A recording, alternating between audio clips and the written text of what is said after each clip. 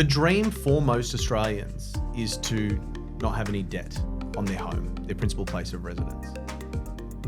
Is it possible, and how do you do it with the cost of property now, with interest rates now, with the extended period of time that you have a home loan for? Is this something that's no longer obtainable? Look, it is obtainable, Jay. And look, clients ask us this question all the time because, like you said, the main thing they want to do is retire their bad debt. And look, it's so difficult and it takes so long to actually save your way to this. Unless you're on a tremendous income, it's going to take you decades.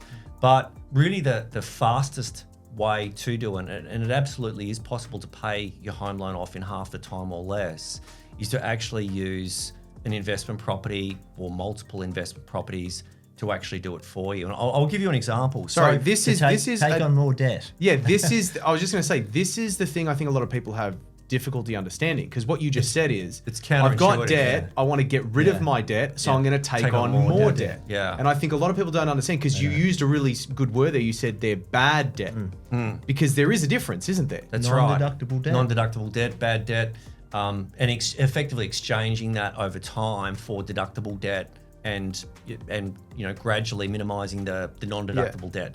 But really, if you look at and I've got some numbers here and I'll just take you through them. So if you look at the last 25 years, dwellings in Australia have grown in round figures by about 7%. So per annum? Yeah, correct. Yep. Over the long term. Obviously, there's been volatility there. It's been more some years, less than others. But over that time, about 7%. So what that means is that it's doubled every sort of 10 to 11 years.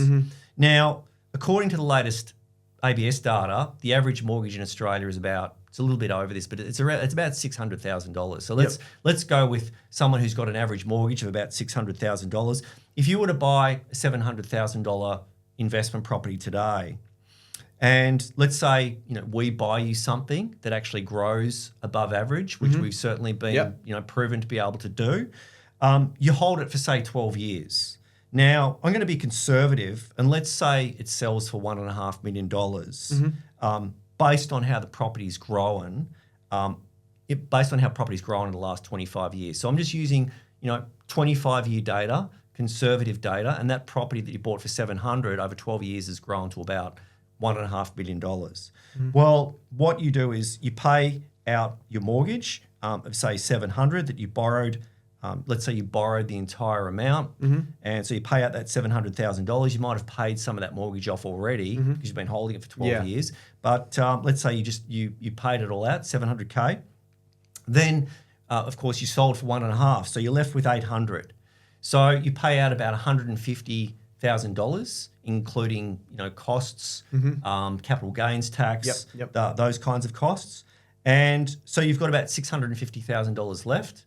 And then you pay off your mortgage, your home mortgage of $600,000, which is where we started. So it's a really basic example. We do that for clients all the time.